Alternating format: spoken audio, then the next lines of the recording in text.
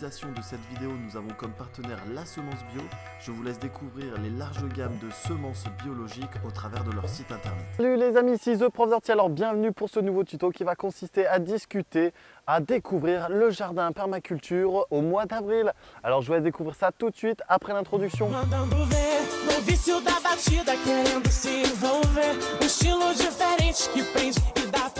Le mois d'avril, ça va être la période de transition où on va pouvoir justement commencer à planter tous les légumes à l'extérieur. Alors attention forcément entre les différentes zones parce que vous allez avoir la partie nord et la partie sud. Donc tout ce qui est au nord de la Loire, vous allez faire attention aux plantes méditerranéennes entre guillemets. Et ensuite, pour tous ceux habitant au sud de la Loire, vous allez pouvoir être un petit peu plus en avance que nous. Donc ici, j'ai préparé différents plants. Donc les semis ont très bien marché cette année. Vous allez pouvoir retrouver au travers de la chaîne tous nos différents semis que l'on a effectués. Donc à savoir les tomates, à savoir l'aubergine, le piment, le poivron, la mâche, les épinards et tout le reste. Donc tout ça, vous pourrez découvrir ça si vous avez loupé les épisodes. Mais ici, on va se consacrer justement à l'évolution de notre jardin pour cette période au mois d'avril. Alors, là ici, j'ai préparé différents pieds. Donc on va retrouver ici des pieds de courgettes qui ont été semés. On va retrouver également différents pieds de tomates. Donc là, j'en ai pris deux en exemple. Ici, on a une tomate ananas qui est très bien avancée, qui va pouvoir être plantée directement dans la serre. Donc là, elle est en train de se développer et elle va continuer son processus jusqu'en septembre, jusqu'en octobre de cette année. Ensuite, ici, on va avoir d'autres petits pieds qui vont encore se développer forcément. Et ici, donc, on va pouvoir les tutorer pour pouvoir les faire grandir et ensuite les planter soit à l'extérieur, soit dans la serre. Donc encore une fois, si vous habitez au nord de la Loire, vous allez repousser un petit peu ces plantations pour attendre que les gelées soient terminées. Idem pour les pieds de courgettes. Donc là, nos courgettes ont été semées, alors j'ai plus précisément la date en tête, mais sont très bien avancées et on va pouvoir donc les produire et commencer à les planter à partir de ce mois d'avril qui nous ramène des douceurs au niveau des températures, qui nous ramène également de l'humidité et de l'eau, qui va permettre le développement optimal de ces courgettes et de ces autres plants. En continuant la visite dans le potager, on va pouvoir justement retrouver différentes choses qui ont été semées et plantées. Donc là ici, on va retrouver de la salade, on va retrouver ici les groseilles à macro qui sont en train de se développer et qui vont commencer à fleurir. On a également les fraises qui sont en induction florale, donc pareil, ça va commencer à s'ouvrir et à nous fournir les fraises suffisantes. Ensuite, on a les fèves qui sont montées pour être palissées et également pareil sur l'arrière du potager aussi.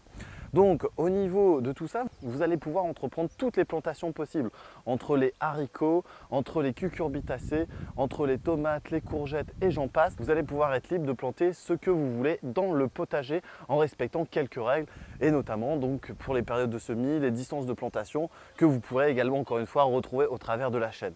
Donc là ici, tout se met en place, on a les poireaux perpétuels qui sont en train de se développer, on a les épinards, donc on a une route ici, on a une route là, les carottes qui sont en train de lever, donc c'est vraiment le moment de plantation. Au niveau des inflorescences et des fleurs, vous allez avoir, et vous avez remarqué certainement que tous les rosacées, je pense notamment aux poiriers, aux pommiers, aux cerisiers, ont déjà fleuri ou sont en cours de floraison. Et donc ça va être votre indicateur un petit peu de réussite pour les récoltes à venir.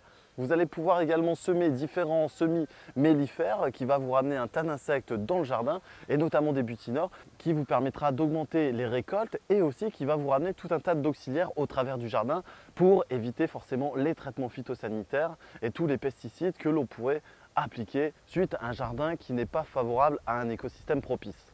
Alors dans ce carré-là, on va retrouver différents types de cultures et notamment des différentes associations. Donc en première partie ici, alors je ne sais pas si on voit très bien à la caméra, mais vous allez pouvoir retrouver les pois. Donc les pois qui vont se développer et qui vont fixer l'azote pour le restituer. Donc ça c'est assez important.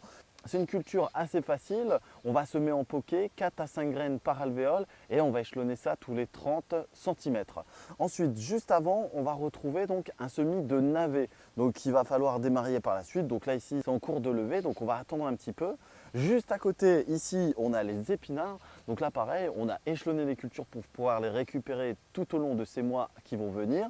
Et enfin, donc ici, on a oignons, ail et échalotes. Et également ici, entre les lignes, un semis de radis qui va nous permettre à la fois de désherber et également donc de préparer, de libérer un peu de place pour nos oignons et échalotes et également de créer une sorte de couvert qui va permettre de fixer l'humidité pour donc nos oignons, ail et échalotes. Donc là ici, il n'y a pas grand chose à faire en ce moment. Peut-être ici éclaircir notre semis de radis et peut-être aussi désherber les adventices présentes pour éviter la concurrence directement avec ici nos liliacées. Alors au niveau des semis et au niveau de la serre, on va commencer justement à faire la transition entre les plantes à feuilles et les plantes justement dites méditerranéennes, dites entre guillemets de plantes chaudes. Donc là ici, ce que l'on va faire, c'est forcément récupérer ici les légumes qui ont été semés, donc entre le cresson, entre les radis, les salades, les épinards. Donc on va justement faire des rotations et on va préparer le terrain pour y faire les plantations donc de tomates, d'aubergines, de piments, de poivrons, tous les légumes qui ont besoin de chaleur. Donc là ici, pareil, encore une fois, pour la plantation de la tomate ou pour la culture de la tomate, vous allez pouvoir retrouver tous les détails, donc à savoir le tutorage, la plantation au travers de la chaîne. Je ne vais pas expliquer ici, mais ça vous permettra justement une approche au niveau de tout ça. Donc là ici, ce que l'on va faire, on va récupérer en fonction des légumes ici plantés, on va défaire les plantations et remettre des nouveaux plants. On va pouvoir également fertiliser en apportant du compost ou alors en apportant du fumier de poule, du fumier de lapin ou alors tout autre fumier qui va permettre de fertiliser et de rapporter des minéraux pour les cultures. Ensuite, on va faire attention aux irrigations parce que c'est un mois qui peut être sec, notamment avec le vent. Donc, il faudra faire attention surtout pour nos semis qui n'aiment pas justement les substrats trop secs pour la levée. Donc là-dessus, vous allez devoir tenir et maintenir un substrat humide tout au long de vos cultures. Donc là ici, on a différents pieds de salade à différents stades qui sont plantés. On va les replanter au fur et à mesure. Ici, on a des choux-fleurs qui sont en préparation, des brocolis. Là, ici, des choux-fleurs qui sont bien avancés. On a de la mâche. On a les laitues qui continuent pareil de donner et on va les planter par échelonnement. Ensuite, ici, on a les pommes de terre qui ont été plantées précocement afin de faire un test ici. Donc, le tout en bac qui nous donneront les premières pommes de terre d'ici un mois. Et ensuite, donc, on va continuer les plantations. On va faire la différence donc, entre maintenant et la vidéo du mois de mai. Vous allez voir, les plantations vont être vraiment intenses et on va pouvoir commencer à faire des récoltes plus abondantes. Concernant les semis maintenant, donc vous avez semé vos cucurbitacées, vous avez semé vos poireaux, vous avez semé les choux, vous avez semé tout ce type de plantes, les céleris, le basilic et on va pouvoir les transplanter d'ici quelques semaines, voire quelques jours en fonction encore une fois de où vous êtes. Vous allez semer également les betteraves, les carottes, vous allez semer les maïs, les physalis et vous allez donc continuer vos semis de tomates si vous n'avez pas effectué la tâche. On va pouvoir également semer des haricots, des petits pois, on va semer des pois mange-tout. En cette saison, vous êtes libre de faire un petit peu ce que vous voulez. Alors le mois d'avril, c'est le mois le plus propice justement pour les plantations. Donc on va commencer à planter un petit peu comme les choux-fleurs ici et on va réaliser le paillage tout autour pour éviter d'arroser tout au long de cette saison.